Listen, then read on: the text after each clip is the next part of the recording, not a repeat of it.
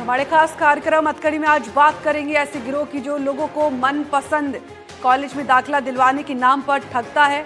जी हां, सही सुन रहे हैं आप। ये गिरोह एमबीबीएस या इंजीनियरिंग के दाखिले के नाम पर लोगों को अपनी ठगी का शिकार बना रहा है। जयपुर में पुलिस ने एक ऐसे ही गिरोह के सदस्य को गिरफ्तार किया है। इस नटवर लाल के कारनामे ऐसे हैं जिसे जानकर आप भी हैरान रह जाएंगे। कौन है ये मिनिस्टर नटवर लाल, कैसे बनाता है लोगों को अपनी जालसाजी का शिकार? ये रिपोर्ट देखते हैं।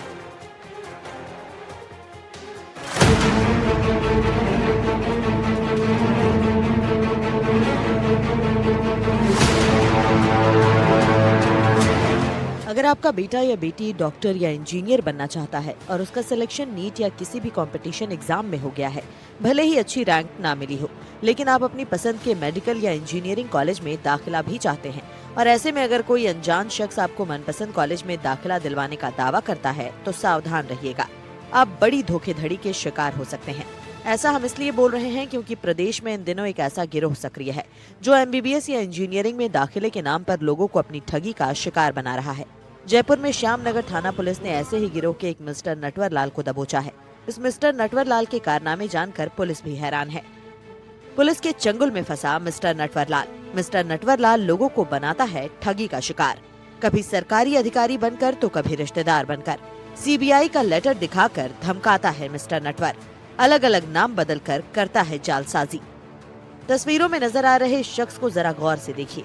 दिखने में भले ही ये चेहरा मासूम नजर आ रहा हो, लेकिन इस शख्स के इरादे बेहद ही खौफनाक और शातिराना है।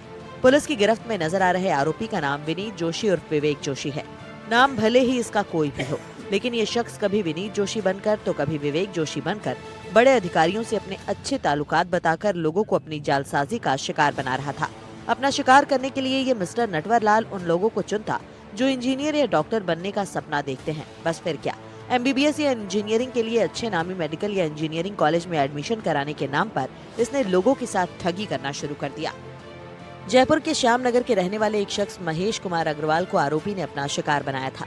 पीड़ित की बेटी को एमबीबीएस करने के लिए सवाई मानसिंह मेडिकल कॉलेज में एडमिशन का झांसा देकर आरोपी ने 5 लाख रुपए की ठगी की। विनीत जोशी और विवेक जोशी करके व्यक्ति है, जो एक ही व्यक्ति जिसके 2 अलग अलग आधार कार्ड और पैन कार्ड बना करके इसने रख रखे हैं, जो इससे बरामद हुए हैं। 2023 जून में एक एफआईआर महेश अग्रवाल जी ने दर्ज कराई थी कि मेरी बेटी ने नीट दिया था। उसमें एक कॉल मेरे पास व्हाट्सएप से आया, जो कि विनीत जोशी के नाम से अपने आप को बता करके बताया कि मैं एसएमएस मेडिकल कॉलेज में कोऑर्डिनेटर के पद पर हूँ और आपकी बच्ची का एडमिशन एनआरआई कोटे से मैं करा दूंगा, आप 50,000 रुपये मुझे ट्रांसफ़र कर दो। तो उन्होंने 50,000 रुपये एनईएफटी कर दिए ऑनलाइन अपने अकाउंट से। उसके बाद करीब 15 दिन निकलने के बाद उसने दोबारा कॉन्टैक्ट किया और बताया कि आपका कंफर्म हो गया है, आप चाहें तो एक वेबसाइट है, उस पर देख सकते हैं आपकी बच्ची का स्कोर और सारी चीज़ें। जैसे ही उन्होंने वो जो वेबसाइट थी वो चेक की तो उस पर बच्ची का स्कोर 600 और पूरा सारा सिलेक्शन प्रोसेस उस पर ऑनलाइन था। तो वो झांसे में आ गए और उन्होंने 5 लाख रुपये इसको और कहने पर ट्रांसफ़र कर दिए। खास बात यह है कि महेश कुमार अग्रवाल की बेटी का सिलेक्शन नीट की परीक्षा में हुआ था। बेटी की नीट में रैंक भी क्वालिफिकेशन के अकॉर्डिंग आई, लेकिन आरोपी विनीत जोशी ने व्हाट्सएप कॉल के जरिए महेश अग्रवाल से संपर्क किया। महेश अग्रवाल की बेटी को एसएमएस मेडिकल कॉलेज में दाखिला दिलवाने का झांसा दिया।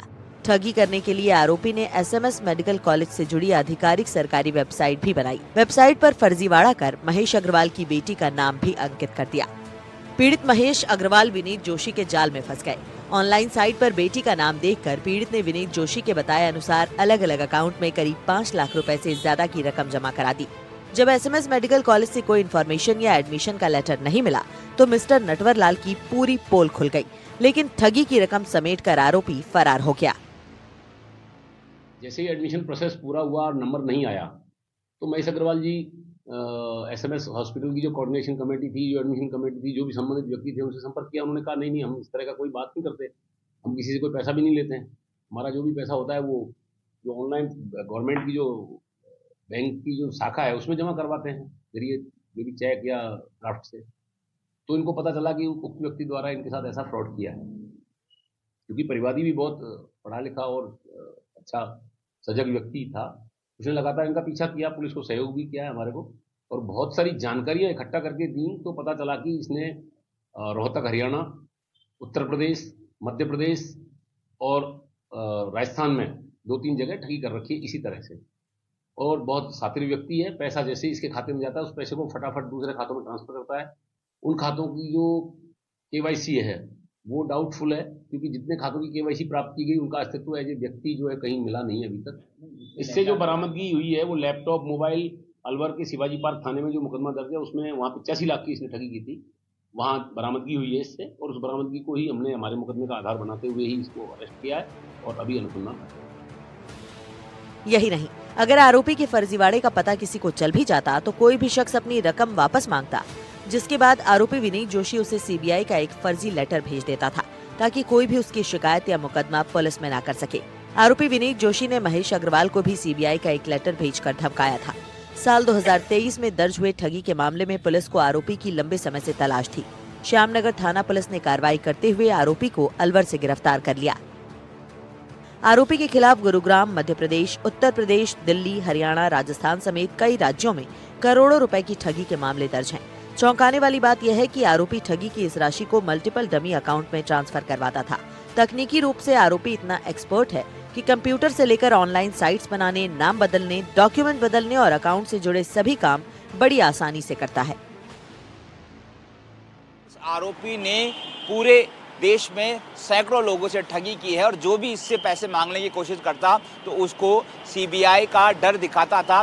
बाकायदा पुलिस ने सीबीआई के कुछ लेटर भी फर्जी इससे बरामद किए हैं। इसके साथ ही एक चौंकाने वाला खुलासा ये भी हुआ है कि आरोपी से 100 बैंक अकाउंट मिले हैं। खुद पुलिस भी हैरान है कि इससे 100 बैंक अकाउंट कैसे मिले। हालांकि कुछ अकाउंट इसके डमी अकाउंट है, लेकिन ये जो ठगी का पैसा है वो उन्हीं अकाउंट में ट्रांसफ़र करवाता और फिर वहाँ से निकाल कर अय्याशी करता था। बड़ी बात ये भी है कि जब पुलिस ने इसको पकड़ा तो साधारण चप्पल पहना हुआ था, साधारण कपड़े पहने थे और इसका परिवार भी किराए के मकान से रहता है। तो पुलिस ये भी अब इन्वेस्टिगेट कर रही है कि आखिर ये लेविश लाइफ नहीं जीता, पैसे आखिर गए तो गए कहाँ। बहरहाल इससे पूछताछ की जा रही है। माना जा सकता है कि पूछताछ में कई खुलासे होने की संभावना बनी हुई है। पुलिस ने आरोपी से लैपटॉप, मोबाइल फोन समेत कई सामान जब्त किए हैं। आरोपी 100 से ज्यादा अकाउंट में अब तक ठगी की राशि को ट्रांसफर करवा चुका है। करोड़ों रुपए की ठगी के बावजूद आरोपी के पास फूटी कौड़ी नहीं है। परिवार किराए के मकान में रहता है। पुलिस खुद इसके रहन सहन को लेकर हैरान है। ठगी का पैसा कहां गया और इसके नेटवर्क में कितने लोग शामिल हैं, फिलहाल पुलिस इस जांच पड़ताल में जुटी हुई है। डिजिटलाइजेशन और सोशल मीडिया के दौर में ऐसे मिस्टर नटवरलाल और जालसाजी करने वाले ठगों से आपको भी सावधान और सतर्क रहने की जरूरत है। एनडीटीवी राजस्थान के लिए जयपुर से दीपक चावला की रिपोर्ट।